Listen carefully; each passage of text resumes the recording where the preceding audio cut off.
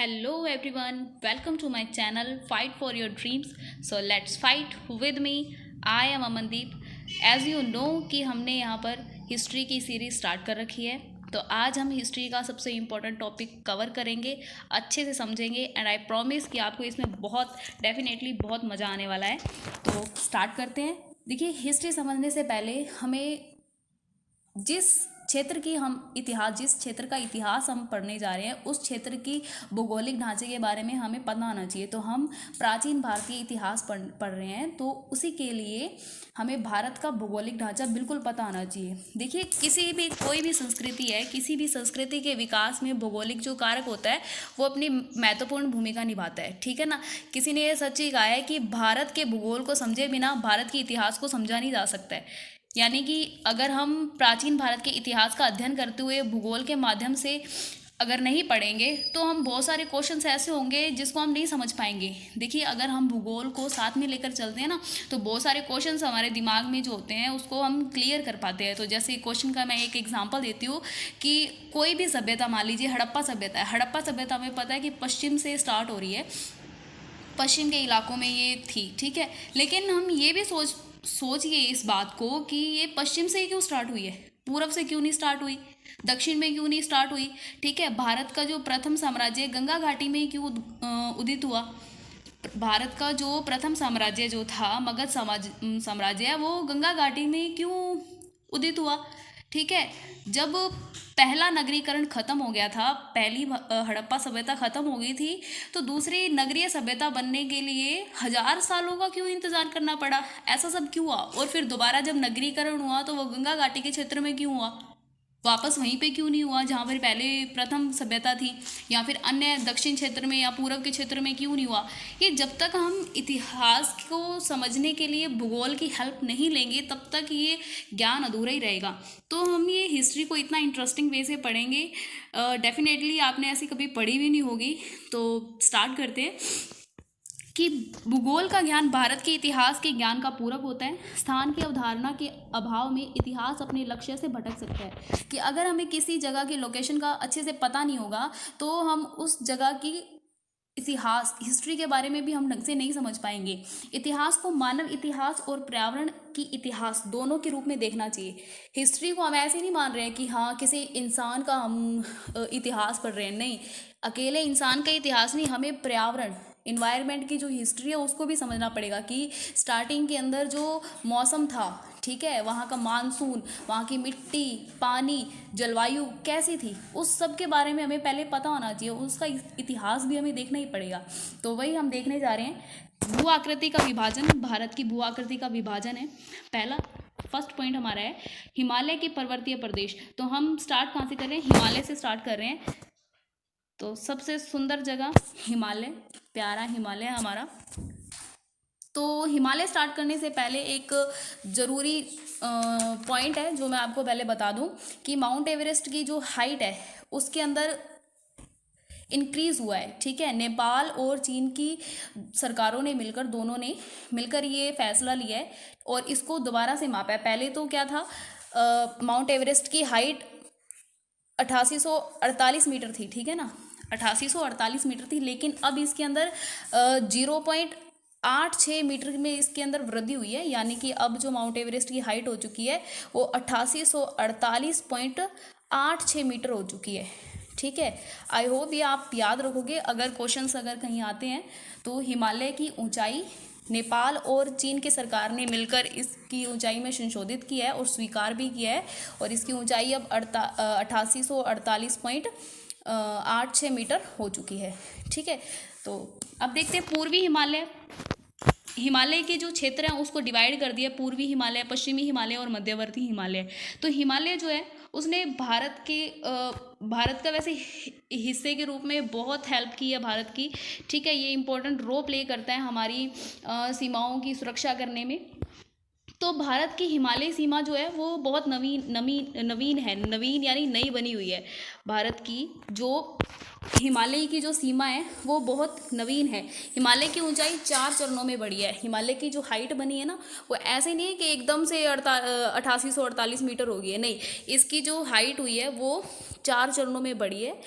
4 stage लगी है। जो लास्ट वाला स्टेज है उसको बोलते हैं प्लेस्टोसीन, ठीक है। जो लास्ट स्टेज है उसको हम बोलते हैं प्लेस्टोसीन। तो इस काल को आपको याद रखना है, ये एक काल का टाइम नाम है प्लेस्टोसीन। इसी से हमारी एंशियंट हिस्ट्री स्टार्ट होगी, ठीक है ना। इसी से हमारी आदि मानव की जो इतिहास है वो यहीं से स्टार्ट होगा, प्लेस्टोसीन काल से। तो इसकी जो लास्ट है स्टेज है वो प्लेस्टोसीन काल में हुई है विकसित। सिंधु गंगा के मैदान के निर्माण में भी, अब देखिए सिंधु गंगा के जो मैदान है उसके निर्माण में भी हिमालय ने अपनी नदियों के द्वारा बहुत महत्वपूर्ण भूमिका निभाई है, जिसे प्लेस्टोसीन काल में यहाँ पर कछारी मिट्टी का जमाव हो गया था, ठीक है। कछारी मिट्टी, जलोढ़ मिट्टी, ठीक है। समझ गए आप कि जो हिमालय ने बहुत सारे रोल प्ले किए हैं हमारे इंडिया के अंदर। तो उसमें से एक रोल प्ले तो ये किया है, सबसे इम्पोर्टेंट जो मैदान है सिंधु गंगा के मैदान के निर्माण में हिमालय की जो नदियां हैं उन्होंने अपनी महत्वपूर्ण भूमिका निभाई है, ठीक है। प्लेस्टोसीन युग में यहाँ पर कौन सी मिट्टी जम गई? कछारी मिट्टी का जमाव हो गया। भारत उत्तर में हिमालय से और शेष 3 दिशाओं में समुद्र से घिरा हुआ है, ठीक है। समुद्र से घिरा हुआ है। एक मिनट, हाँ सॉरी, जरूरत ही नहीं है इसकी। ये देखिए, ये हम नक्शा देखिए, ऊपर से हमें पता ही है कि यहाँ पर उत्तरी क्षेत्र में पूरा का पूरा भारत किससे घिरा हुआ है? हिमालय से घिरा हुआ है। और ये वाला क्षेत्र पूरा का पूरा, और फिर उसके बाद में बाकी का ये जो नीचे वाला क्षेत्र है ये समुद्र से घिरा हुआ है। ये देखिए, इधर अरब सागर आ गया, इधर हिंद महासागर, और इधर बंगाल की खाड़ी आ गई, ठीक है। ये बाकी 3 दिशाओं से किससे घिरा हुआ है? समुद्र से घिरा हुआ है। हिमालय साइबेरिया से चलकर, साइबेरिया यूरोपीय एक देश है, साइबेरिया से चलकर मध्य एशिया से मध्य लिखा गया है यहाँ पर, मध्य एशिया है। मध्य एशिया को पार करने वाली उत्तरी ध्रुवीय ठंडी हवाओं को रोकता है। अब देखिए, उत्तरी ध्रुवीय, ये जो पॉइंट है उत्तरी ध्रुवीय, हमारी ये जो पृथ्वी है इसके, सॉरी ये पृथ्वी तो नहीं बनी, एक मिनट थोड़ा ढंग से बना लें। यस, ये मान लीजिए पृथ्वी है ना हमारी, मान लीजिए। तो ये वाला point, this is the point, ये वाला पॉइंट और ये वाला पॉइंट, ये होते हैं ध्रुव, पृथ्वी के ध्रुव। जो उत्तर दिशा में है, जो उत्तर दिशा में है उसको बोलेंगे उत्तरी ध्रुव, और जो दक्षिण दिशा में है उसको बोलेंगे दक्षिणी ध्रुव। तो ये ध्रुव जो है ये बहुत ज़्यादा ठंडे हैं, यहाँ से ठंडी हवाएं आती है। तो वही बात इसमें की गई है कि जो हिमालय जो हमारा भारत के ऊपर उत्तरी क्षेत्र में जो हिमालय है वो साइबेरिया से, यूरोप, इधर यूरोप ही आता है ना, यूरोप से चलकर आने वाली मध्य एशिया की तरफ जो ठंडी हवाएं होती है, उत्तरी ध्रुव से आती है ठंडी हवाएं, ठीक है। उन हवाओं को रोकता है और हमारे प्यारे भारत देश की क्या करता है? रक्षा करता है। ओके, आई होप आप इस पॉइंट को समझ गए होंगे।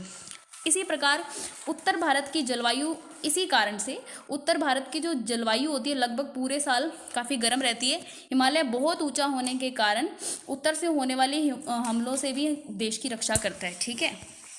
तो ये वाला जो क्षेत्र है ये गर्म ही रहता है, आपको पता होगा। ये वाला जो क्षेत्र है उत्तर का ये गर्म ही रहता है। यहाँ पे थार आ गया, ये तो गर्म ही है। इधर पंजाब और हरियाणा वाले क्षेत्र आ जाते हैं तो ये भी गर्म क्षेत्र ही है, ठीक है। उसके बाद में हमारा पॉइंट आता है, जब औद्योगिक युग नहीं आया था और तब संचार के साधन भी विकसित नहीं हुए थे, फिर भी उत्तर पश्चिम में सुलेमान पर्वत श्रृंखला जो दक्षिण की ओर, अब देखिए ये पॉइंट आया है हमारे पास में, सुलेमान पर्वत श्रृंखला, सुलेमान की पर्वत श्रृंखला। तो हम इसको मैप में देख लेते हैं। ये यहाँ पे आती है, पाकिस्तान वाले एरिया में आती है। सुलेमान और किरथर की पहाड़ियाँ जो होती हैं, जिसकी बात कर रहे हैं, ये रही, ये वाली, ओके, यहाँ पर आ जाता है इस एरिया में।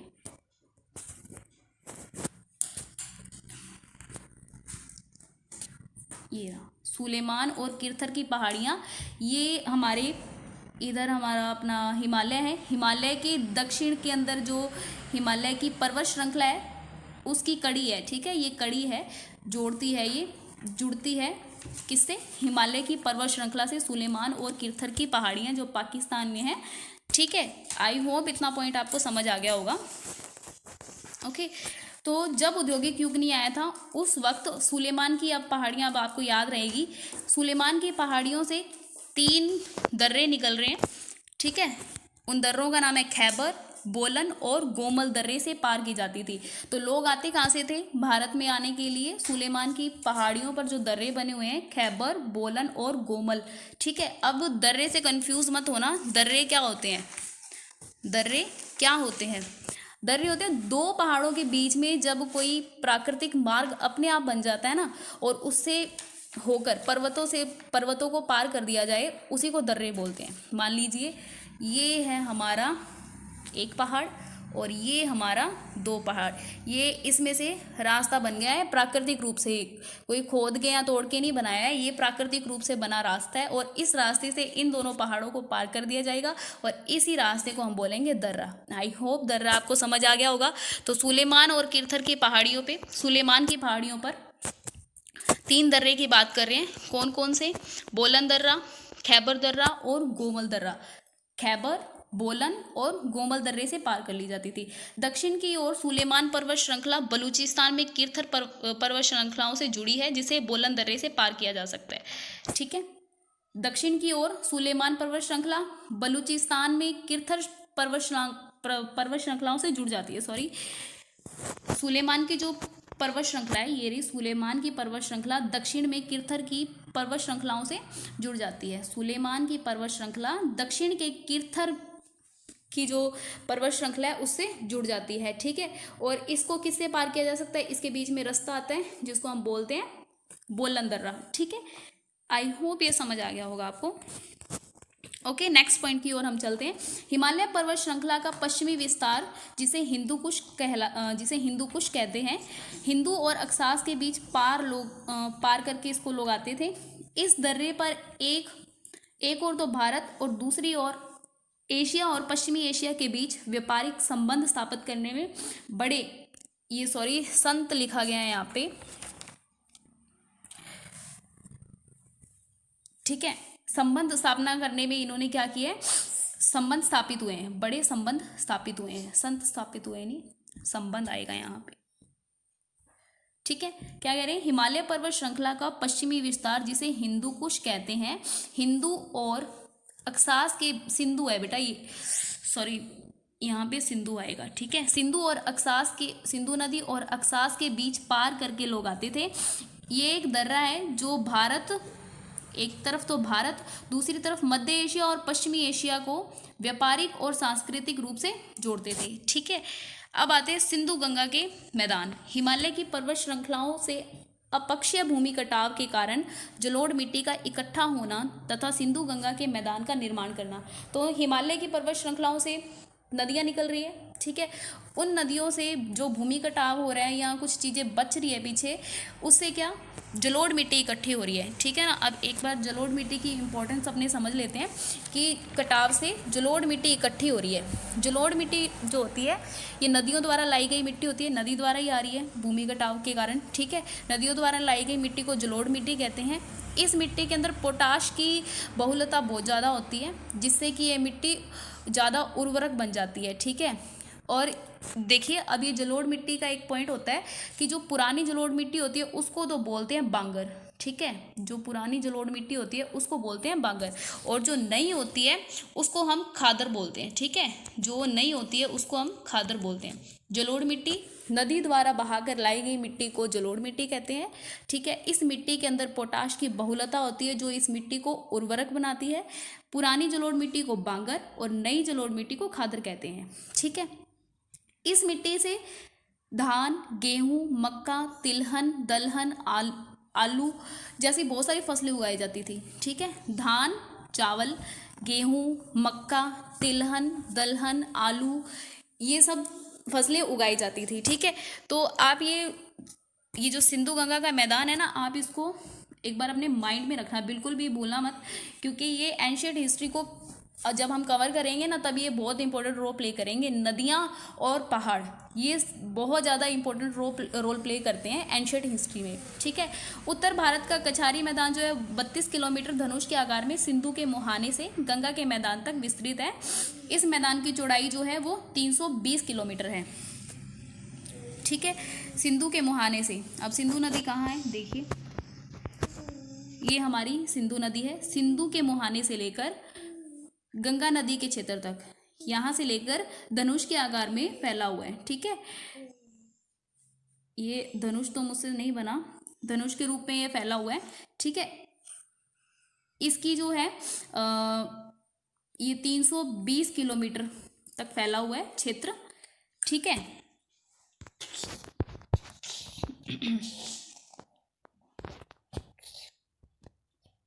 उत्तर भारत के मैदान और प्रायद्वीपीय भारत के बीच एक विशाल मध्यवर्ती क्षेत्र है जिसे मध्य भारत कहते हैं। उत्तर भारत के मैदानी और प्रायद्वीपीय भारत के बीच, अब देखिए उत्तर भारत तो हमने देख ही लिया, ये हमारा उत्तर भारत है पूरा ऊपर वाला, ये हमारा उत्तर भारत है, उत्तर भारत और प्रायद्वीपीय भारत ये वाला नीचे वाला, ठीक है, ये प्रायद्वीपीय भारत।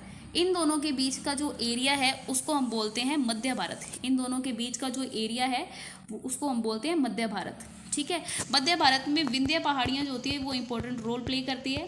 कैसे? जो विंध्य पर्वत श्रृंखला होती है, सॉरी ये पूरा का पूरा क्षेत्र जो है ये देख लीजिए, मध्यवर्ती जो क्षेत्र होता है गुजरात से लेकर पश्चिमी उड़ीसा तक 1600 किलोमीटर तक फैला हुआ है। गुजरात से लेकर पश्चिमी उड़ीसा तक,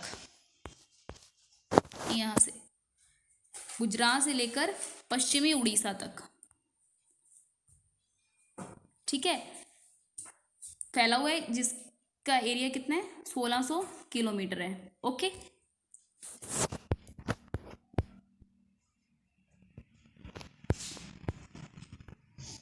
विंध्य पर्वत श्रृंखला देश को पूर्व से पश्चिम तक बीचों बीच बांट देती है, ठीक है। यह उत्तर भारत और दक्षिण भारत की विभाजक रेखा बनी हुई है। तो उत्तर भारत और दक्षिण भारत की विभाजक रेखा किसको बोलते हैं? विंध्य पर्वत श्रृंखला को कहा जाता है। विंध्य पर्वत श्रृंखला देश को पूर्व से पश्चिम तक बीचों बीच में बांट देती है। ये उत्तर भारत और दक्षिण भारत की विभाजक रेखा बनी हुई है। अब विंध्य पहाड़ियाँ एक बार देख लेते हैं कहाँ है। ये रही, हियर इज दिस, ठीक है। नर्मदा नदी के ऊपर सोन नदी जो गंगा नदी की सहायक नदी है और चंबल नदी के बीच में ये रहा, ठीक है। ये ऐसे श्रृंखला है, ये पूरी की पूरी, कोई एक नदी नहीं है, सॉरी पहाड़ी नहीं है, ऐसे श्रृंखला बनी हुई है यूं, ओके। आई होप आप समझ गए होंगे।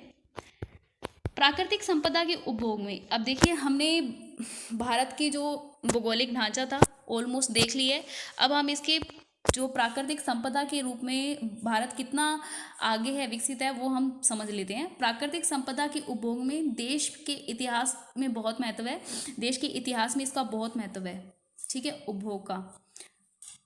जब तक लोगों की बस्तियां बड़े पैमाने पर नहीं फैली थी तब भारी वर्षा की बदौलत भारत में मैदानों का बड़ा हिस्सा जंगलों में, मतलब कि मैदान जितने एरिया में आज अपने मैदान देख रहे हैं ना, वहाँ पर पहले क्या थे? जंगल थे, ठीक है ना, वहाँ पर क्या थे? जंगल थे, ठीक है। इधर वाले इलाके में पूरे एरिया में क्या थे? जंगल थे, ओके। जंगल थे क्योंकि यहाँ पे बस्तियाँ बसी नहीं हुई थी, पहले थी नहीं। जब बस्तियाँ थी नहीं तो यहाँ पर बारिश की वजह से पेड़ उग जाते थे और घने जंगल विकसित हो जाते थे। लेकिन जब बस्तियाँ बनी तो आप जानते ही हैं कि जनसंख्या में वृद्धि होने के कारण वनों का ह्रास ही हुआ है। तो वही बात है कि भारी वर्षा की बदौलत, तो मानसून हमारे भारत पर बहुत गहरा प्रभाव डालता है। मानसून ने पहले भी बहुत प्रभावित किया है भारत देश को, तो मानसून का भारत पर हमेशा से प्रभाव रहा है,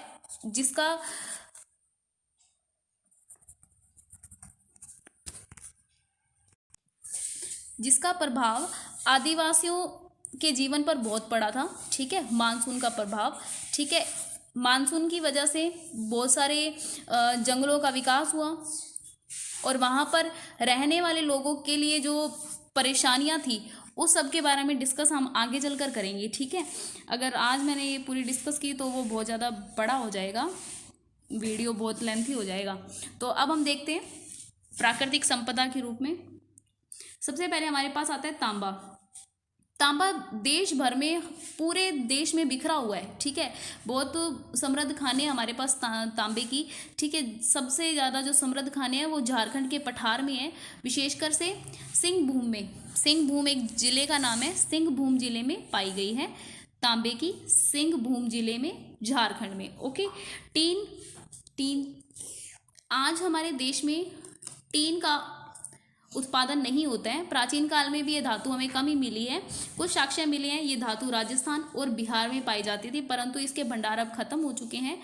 तांबे और टीन को मिलाने से कांसा बनता है, इसीलिए प्रागैतिहासिक काल में कांस्य वस्तु अधिक नहीं मिलती। अब देखिए, कांस्य युग, हड़प्पा युग को कांस्य युग कहा जाता है, ठीक है। तो जब हम हड़प्पा सभ्यता पढ़ेंगे तब हम देखेंगे कांसे की क्या इंपॉर्टेंस थी, कांसा कहाँ से आ रहा था, ठीक है। वो सब बातें हम हड़प्पा सभ्यता जब पढ़ेंगे तब देखेंगे। तो टीन की जो उपलब्धता थी वो हमारे देश में थी नहीं, हम बाहर से उसका आयात करते थे। ओके, फिर आता है लोहा। भारत लौह अयस्क में एक समृद्ध देश रहा है। इस मतलब कि लोहा हमें मिल कहाँ रहा है? झारखंड में, पूर्वी मध्य प्रदेश में और कर्नाटक में पाया जाता है, ठीक है। प्राकृतिक संपदा के उपभोग में तांबा। तांबा देश भर में व्यापक रूप से फैला हुआ है। अरे ये वापस आ गया शायद। सीसा। सीसा आंध्र प्रदेश में सीसा भी मिलता है, राजस्थान के जोमबार में भी प्राप्त होता है, ठीक है। ये सीसा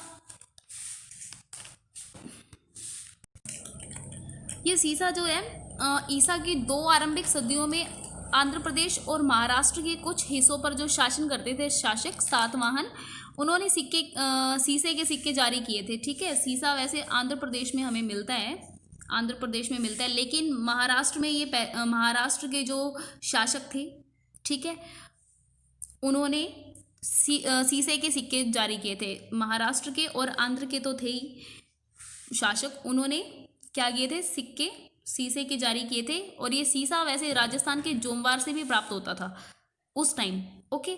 अब बात आती है चांदी की। चांदी बिहार में चांदी से वैसे ये बहुत कम धातु हमें मिली है भारत में, लेकिन चांदी से रिलेटेड हमें बिहार से मिले सबसे पुराने आहत सिक्के। आहत सिक्के मैंने कल बताया था क्या होते हैं।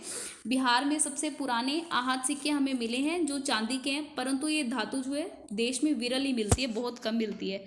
अब बात आती है सोने की। सोना प्रचुर स्वर्ण कण जो वो नदी धारा से बने जमावों से चुने जाते थे, जहाँ भी हिमालय से जल धाराओं में बहकर मैदान में आते थे, ऐसे जमाव को प्लेसर्स कहते हैं, ठीक है। देखिए, आपने मूवी देखी होगी, मैं आशा करती हूँ कि आपने वो मूवी देखी होगी मोहनजोदारो, जिसके अंदर वो बांध बनाता है ना, जो शासक होता है वो बांध बनाता है, पूरा पानी पीछे रुक जाता है और जो थोड़ा बहुत पानी आता है वहाँ पर उस जहाँ से पानी गुजर रहा है उस मार्ग पर थोड़ा थोड़ा सोने के अब मतलब कि उसको कण दिखाई देते हैं और वो खुश होता है, खुशी के मारे मतलब उछलने लगता है ना, वो वाला पॉइंट है। वो वही कहना ये चाहते हैं कि प्रचुर स्वर्ण कण जो होते हैं वो नदी धारा से बने जमावों से चुने जाते थे।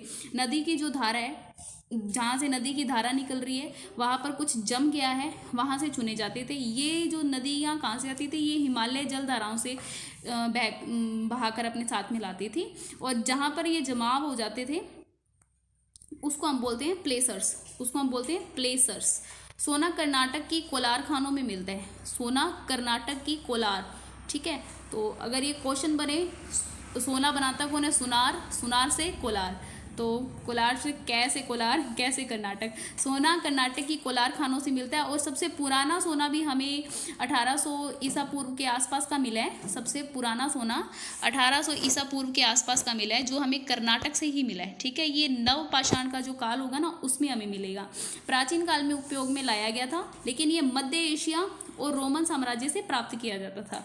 तो हम रोमन साम्राज्य और मध्य एशिया से तो हम सोना ले रहे हैं, लेकिन हम दे क्या रहे हैं उनको हम रत्न दे रहे हैं, ठीक है ना। रत्न और मोती, जिनकी बहुत ज़्यादा डिमांड थी रोमन साम्राज्य में, ठीक है ना। रोम के अंदर भारत के भांति भांति के जो रत्न और जो मोती थे उनकी बहुत ज़्यादा डिमांड थी। ये मध्य भारत में, उड़ीसा में और दक्षिण भारत में मिलती है, ओके। आई होप आपको आज का वीडियो अच्छा लगा होगा। तो मिलते हैं कल। Thank you, but must like, share and subscribe. Bye bye, take care, Jai Hind.